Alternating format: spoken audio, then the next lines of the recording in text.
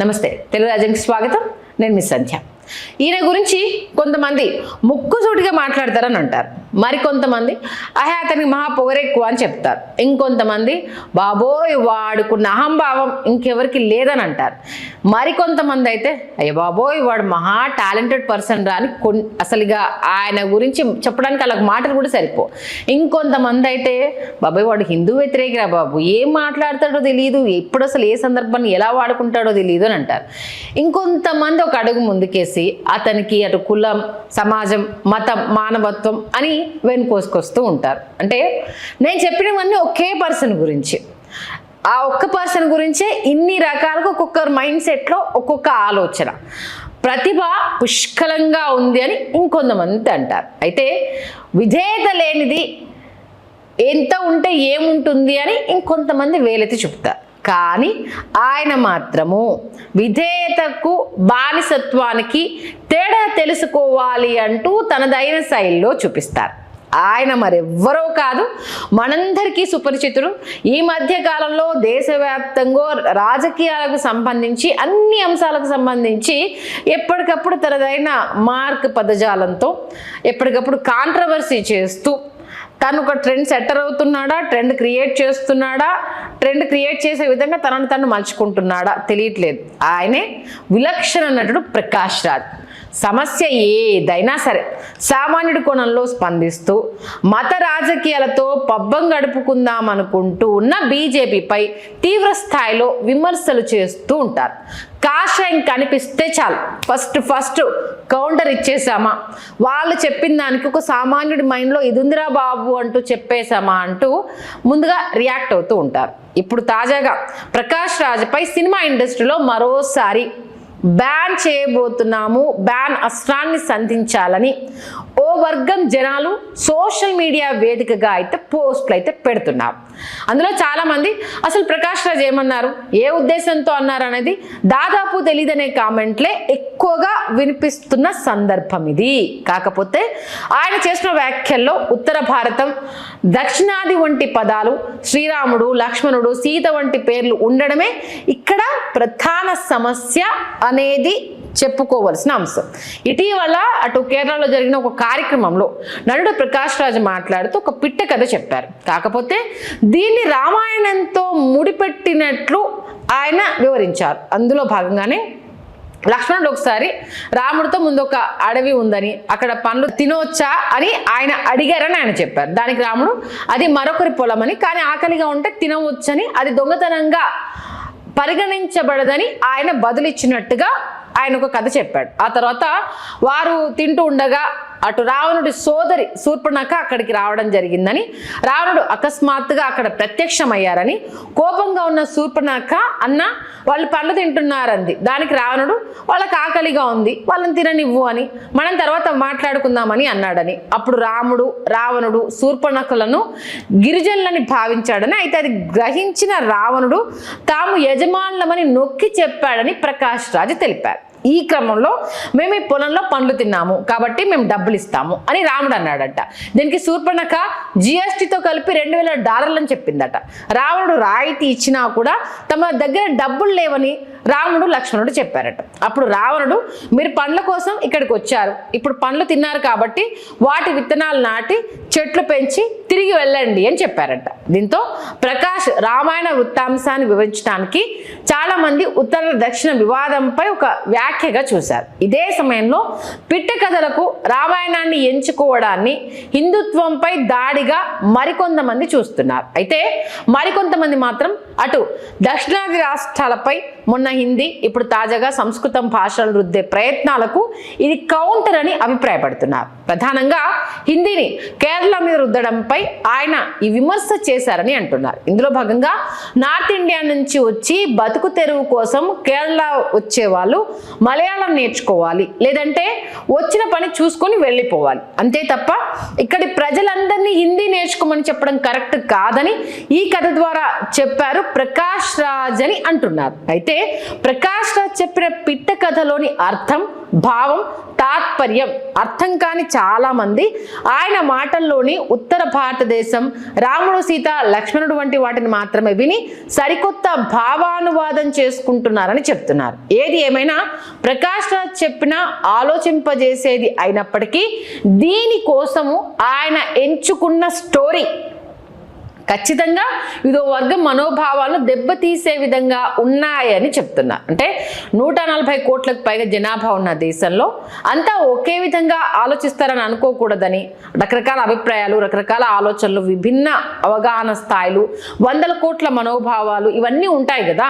కాస్త 1-2 సార్లు ఆలోచించి మాట్లాడాలని పలువురు ప్రకాష్ రాజ్కి హితవు పలుకుతున్నారు. ఎందుకంటే మీరు చెప్పేది కరెక్టే కావచ్చు, కానీ చెప్పే విధానానికి ఎంచుకుంటున్న స్టోరీస్ కావచ్చు, చెప్పాలనుకుంటున్న దానికి సంబంధించి మీరు అనుసరిస్తున్న విధానం కావచ్చు, వెరసి చెప్పాలనుకున్న ఒక మంచి మోటివ్ అనేది పక్కదారి పడుతోంది. దీనివల్ల ఏంటంటే మీరు హిందీ వ్యతిరేకి, లేకపోతే మీరు హిందుత్వ వ్యతిరేకి, లేదు అంటే మీరు భాషా వ్యతిరేకి అయిపోతున్నారు.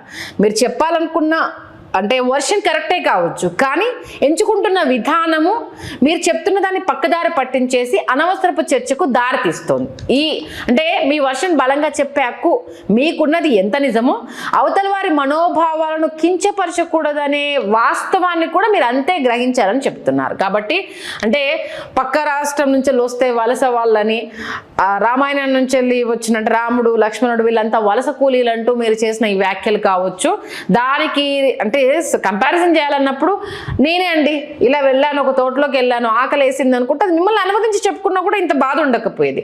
దీనికి ఒక మహాగ్రంథాన్ని వాడుకొని, ఎందుకంటే అవునన్నా కాదన్నా భారతదేశంలో రాముని ఏంటిది ఆయనను అనుసరించే వాళ్ళు కావచ్చు, ఇప్పటికీ కుటుంబ వ్యవస్థకు సంబంధించి ఆయన ఒక యుగ పురుషుడిగా చూసే విధానం కావచ్చు మనందరికీ తెలిసింది. ఈ నేపథ్యంలో ఆయనను దీంట్లో పొందుపరిచిన విధానము అవునన్నా కాదన్న తప్పు అన్న విషయాన్ని ఇక్కడ చెప్తున్నాను. మీరు రామాయణం కాకుండా ఈవెన్ ఒక మిడిల్ క్లాస్ ఫ్యామిలీ అనో, లేదా వేరే ప్రాంతం నుంచి ఇలా వచ్చిన ఒక ఫ్యామిలీ అనో ఇదంతా చెప్పేసి ఉంటే మేబీ ఇంత రార్థంతం కాకపోయేదేమో. ఇక ఈ గ్యాప్లో అటు ప్రకాష్ రాజ్ని బ్యాన్ చేయాలని సోషల్ మీడియాలో డిమాండ్లు అయితే తెరపైకి వచ్చాయి.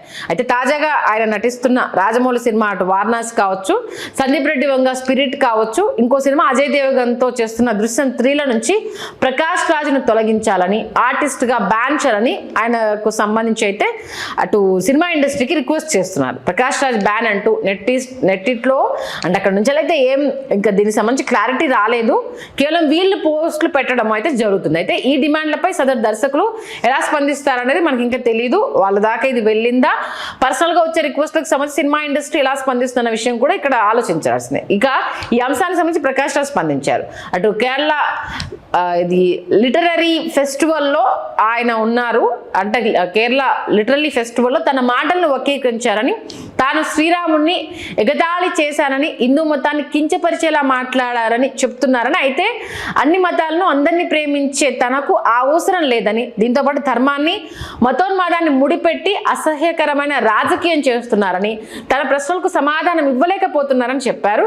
అదే సమయంలో తను హిందూ ధర్మ వ్యతిరేకాన్ని నిందించేందుకు ప్రయత్నిస్తున్నారని, వాళ్ళ ఏడుపు వాళ్ళ కష్టము తనకు అర్థమైందని, వాళ్లకు సమాధానం చెప్పాలని, అందుకు త్వరలోనే వస్తారని, అప్పటిదాకా ఇలాగే వాగుతారో ఊగుతారో మీ ఇష్టం అంటూ ప్రకాష్ రాజ్ వీడియో ఒక సందేశాన్ని అయితే విడుదల చేశారు. అంటే ఇమీడియట్గా నేను వచ్చి దీని గురించి మాట్లాడలేను, షూటింగ్ దాంట్లో వేరే ఊళ్ళో ఉన్నాను, ఖచ్చితంగా నేను మాట్లాడతాను, నేను ఏ ప్రకారం అన్నానో నేను వివరణ ఇస్తాను.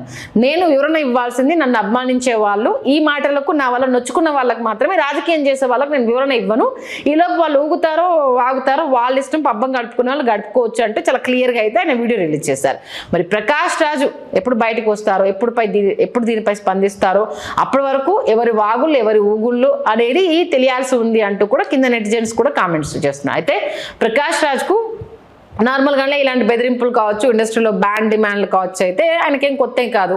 గతంలో కూడా మనం చూడడం జరిగింది. తర్వాత బ్యాన్ చేసిన ఇండస్ట్రీని మళ్ళీ బ్యాన్ ఎత్తేయడం కూడా జరిగింది. అటు పవన్ కళ్యాణ్ గుడుంబశంకర్ సినిమాలో ఆశిష్ విద్యార్థి చేసిన క్యారెక్టర్ కోసం టీం ముందుగా ప్రకాష్ రాజ్ని స్పందించిందంట. ప్రకాష్ రాజ్ వారిని నో అని చెప్పేశాను అని, అయితే అక్కడితో అది అయిపోలేదు, దాన్ని అవమానించారనే ప్రచారం కూడా జరిగింది. అదే క్రమంలో అటు సినిమాతో పాటు మరికొన్ని సినిమా విషయంలో కూడా ఇదే తరహాలో చర్చ జరిగింది. ఏది మహేష్ బాబు గారి సినిమాకి సంబంధించి కూడా కూడా శ్రీను వైట్లకు సంబంధించి ఈయన రాసిన ఒక కవిత్వాన్ని సినిమాలో వాడుకున్నారు. సోను సూద్ విషయంలో ప్రకాష్ రాజ్నే ఫస్ట్ అనుకున్నారు, బట్ డైరెక్టర్కి ఇటు ప్రకాష్ రాజ్కి మధ్య మనస్పర్ధలు వచ్చి సినిమా నుంచి తప్పుకుండా విషయము ఆ సీరియస్గా తీసుకొని మా అసోసియేషన్కి వెళ్ళడము, టాలీవుడ్లో ప్రకాష్ రాజ్ని బ్యాన్ చేయడము, ఆ తర్వాత చిరంజీవి ఎంట్రీతో ఆ బ్యాన్ ఎత్తేయడము, ఇదంతా అప్పుడు న్యూస్ ఛానల్లో వచ్చింది. దీనిపై ఇంటర్వ్యూలో కూడా ఆయన ఓపెన్గా మాట్లాడారు ప్రకాష్ రాజ్. ఏదైనా తప్పు జరిగితే శిక్ష విధించాలి, కానీ ఏకంగా ఉరిశిక్ష విధించకూడదు కదా అంటూ కూడా ఆయన స్పందించారు. ఇక ఇటీవల పార్లమెంట్లో వీగిపోయిన డీలిమిటేషన్ బిల్ వ్యవహారంపై కూడా తీవ్ర చర్చనీయాంశంగా మారింది. ఈ టైంలో కూడా ఏపీ డిప్యూటీ సీఎంలపై ప్రకాష్ రాజ్ ఘాటుగానే స్పందించారు. ఇందులో భాగంగా అటు ఆంధ్ర ప్రజలు మిమ్మల్ని డిప్యూటీ సీఎంను చేశారు, వారి గౌరవాన్ని తాకట్టు పెట్టకండి, నియోజకవర్గాల పునర్విభజన వల్ల ఏపీ సహా దక్షిణాది రాష్ట్రాల ప్రాతినిధ్యం పార్లమెంట్లో తగ్గిపోతుంది, ఈ అంశంపై మీతో చర్చకు నేను సిద్ధము, మీరు సిద్ధమేనా అంటూ కూడా ఆయన పవన్ కళ్యాణ్ని ప్రకాష్ రాజ్ ప్రశ్నించారు. ఇంకా ముఖ్యమంత్రి చంద్రబాబును ఉద్దేశించి కూడా మాట్లాడారు. మీరు అబద్ధం చెప్తున్నారని దేశం గుర్తుంచుకుంటుంది సార్, జస్ట్ ఆస్కింగ్ అంటూ తనదైన శైలిలో ఆయన విమర్శించారు. ప్రధాని మోదీని ప్రసన్నం చేసుకోవడానికి ప్రజలకు అబద్ధాలు చెప్పవద్దు అంటూ ఆయన హితవు పలికిన సంగతి కూడా ఈ సందర్భంగా గుర్తు చేస్తున్నారు. మొత్తానికి జస్ట్ ఫర్ ఆస్కింగ్ అంటూ అనేక అంశాలకు సంబంధించి ఆయన ఎప్పటికప్పుడు అడుగుతూనే ఉంటున్నారు. నేను ప్రజల్ని చైతన్యం చేసేందుకు మాత్రమే, వాళ్ళను తేజవంతులు చేసేందుకు మాత్రమే ప్రయత్నం చేస్తున్నాను. ఎవరి మతం, ఎవరి సంస్కృతి, వాళ్ళ ఆచరణ పద్ధతులు, దానికి నేను వ్యతిరేకిని కాదు, నేను మనిషినే, కాకపోతే మూర్ఖత్వం మూఢత్వంలో ఉండొద్దు, ఎవరో రాజకీయాలకు మీరు బలి కావద్దు, దేశ రాష్ట్ర ప్రయోజనాలు వ్యక్తి ప్రయోజనాలు అనేవి, ఎందుకంటే మిమ్మల్ని నమ్మి ఓటేస్తున్న సగటు ఓటర్కి సమాధానం చెప్పాల్సిన అవసరం ఉంటుంది కదా, ఎవరు అడగకపోతే ఇష్టానుసారంగా పేటరేగిపోతారు.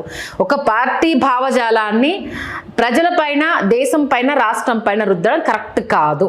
మన అవసరాలకు సంబంధించి, మన రాష్ట్ర ప్రయోజనాలకు సంబంధించి, మనం కట్టే ప్రతి పన్నుకు సంబంధించి ప్రశ్నించాల్సింది మనమే కదా. ఆ ప్రశ్నించే తత్వాన్ని మనం కోల్పోయినప్పుడు ఖచ్చితంగా అవతలి వాళ్ళు పేటరేగిపోతారు కదా. ఈ విషయాన్ని ప్రతి ఒక్క సామాన్యుడు గుర్తుంచుకోవాలి. అందుపరంగా నేను వాళ్ళను ఉత్తేజపరచడం, ఆలోచింపజేసేందుకు మాత్రమే కామెంట్స్ పెడతాను తప్పితే ఎలాంటి రాజకీయ లబ్ధి పొందాలన్న ఉద్దేశం నాకు లేదు. ఎవరో ఒకరు ప్రశ్నించకపోతే, ఆ ప్రశ్నించే తత్వం మరుగున పడిపోతే ఇంకా ఎవరి రాజ్యం వాళ్ళు ఏళ్తారు కదా అంటూ కూడా ఈ సందర్భంగా ఆయన చెప్పడం జరుగుతుంది. చూద్దాం మరి ఆయన వివరణ ఇచ్చేంత వరకు దీనికి సంబంధించి కొందరు సినిమా యాక్టర్స్, అలాగే హిందూ సంఘాలు పోలీస్ స్టేషన్లో ఇప్పటికీ ప్రకాష్ రాజ్ పైన కంప్లైంట్స్ ఇవ్వడానికి దారి పట్టారు. దేనైనా నేను ఎదుర్కొంటాను, సమాధానం చెప్తాను అనేసి అంటున్నారు. బట్ సినిమా బ్యాన్ అంటే మా అసోసియేషన్కి ఓన్లీ వీళ్ళు రిక్వెస్ట్ తప్పితే ఎవరు యాక్టర్స్ అయితే వెళ్ళి కంప్లైంట్ ఏమి ఇవ్వలేదు.